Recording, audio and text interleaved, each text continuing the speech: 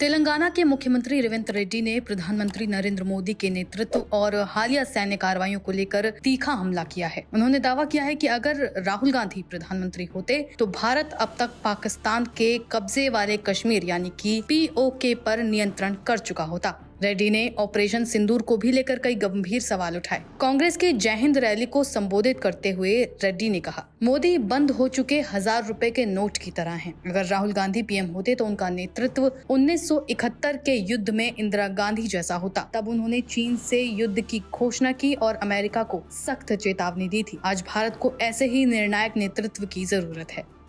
रेड्डी ने कहा कि 22 अप्रैल को जम्मू कश्मीर के पहलगाम में हुए आतंकी हमले के जवाब में भारत ने 7 मई को ऑपरेशन सिंदूर शुरू किया, लेकिन 4 दिन में ही युद्ध विराम की घोषणा कर दी गई। उन्होंने इसे जल्दबाजी करार दिया और सवाल उठाए कि जब पाकिस्तान से सैन्य संघर्ष शुरू करने से पहले सर्वदलीय बैठक बुलाई गई तो युद्ध विराम से पहले ऐसा क्यों नहीं किया गया। रेड्डी ने राफेल सौदे पर भी सवाल खड़े किए। उन्होंने कहा, नरेंद्र मोदी द्वारा लाए गए राफेल विमान पाकिस्तान ने मार गिराए। इस पर कोई चर्चा नहीं हो रही कि हालिया युद्ध में हमारे कितने राफेल गिरे। मोदी को इसका जवाब देना चाहिए।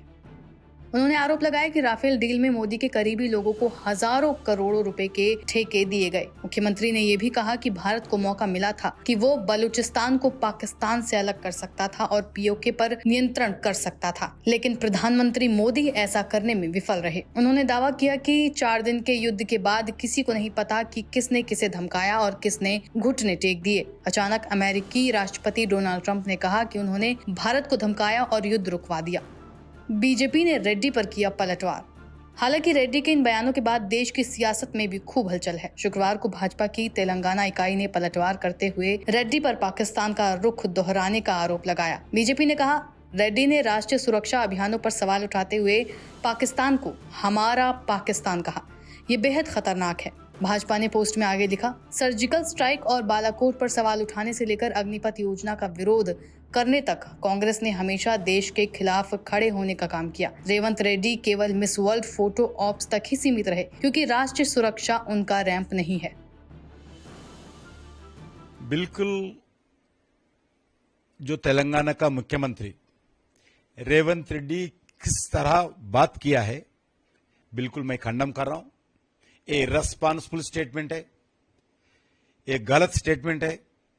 देश के सेना के विषय पर भी प्रश्न करते हुए, सेना को अपमान करते हुए जो बात किया है, ये बिल्कुल गलत है।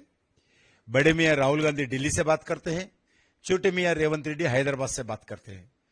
ये सेना के विषय पर ऐसा बात करना, सेना को अपमान करना, सेना का पराक्रम को कम करने के लिए प्रयास करना बिल्कुल गलत है। ये मैं पूछना चाहता हूं, जो राफेल फाइटर जेट्स जो है वो गिर गया, ऐसा पाकिस्तान भी नहीं बोले आज तक, कोई भी देश भी नहीं बोले, मगर राहुल गांधी बड़े मियां दिल्ली से, छोटा मियां रेवंत रेड्डी हैदराबाद से बोल रहे। बिल्कुल गलत है। ऐसी गलत स्टेटमेंट, गलत बयान देना, सेना को अपमान करना बिल्कुल गलत है। मैं पूछना चाहता हूं कांग्रेस पार्टी को, आप लोग जो ऑपरेशन सिंदूर के विषय पर भी हो, उससे पहले सर्जिकल स्ट्राइक के विषय पर भी हो, एयर स्ट्राइक के विषय पर भी हो, जब प्रूफ्स मांगे थे आप लोग, आज राफेल विमान कितने गिर गए डिटेल मांग रहे। भारत के सेना एक बहादुर सेना है। एक हमारा भारत का शक्ति क्या है, सारी दुनिया के सामने आज भारत में बैठकर पाकिस्तान को कैसा आज नचाया गया, पाकिस्तान के सेना को कैसा आज सबक सिखाया गया, सारी दुनिया आज जय जयकार कर रहे। गौरतलब है कि रेवंत रेड्डी के अलावा प्रमोद तिवारी ने भी राहुल के लिए इसी तरह का बयान दिया। उन्होंने कहा कि जब देश का नेतृत्व राहुल गांधी के हाथ में होगा तो POK हमारा होगा। मुझे दृढ़ विश्वास है, मेरे जैसे करोड़ों भारतवासियों को ये संकल्प है, दृढ़ विश्वास है, और खास तौर से जब कन्याकुमारी से कश्मीर तक की जिस तरह जोखिम भरी यात्रा राहुल गांधी ने की, वो एक नई शख्सियत के तौर पर उभरे। हमें पूरा भरोसा है जिस दिन राहुल गांधी के हाथों में शक्ति होगी और भारत का निर्णय लेने का अधिकार होगा। उस दिन पाक ऑक्युपाइड कश्मीर भारत माता के नक्शे पर हिंदुस्तान का हिस्सा होगा, ये मेरा विश्वास है, क्योंकि वो एक बहुत ही दृढ़ निश्चयी व्यक्ति है। मैं एक बात और कहना चाहता हूँ विनम्रता से, वो साफ गोई पसंद करते हैं। कल मैं देख रहा था, एयरपोर्ट से यात्रा हो रही थी, भाजपा कार्यालय, पोस्टर कैसे लगे थे, हमारी वीर बहादुर उन 2 सैन्य अधिकारियों के, जिन्होंने हमारी आवाज बन के अपनी बात रखी थी।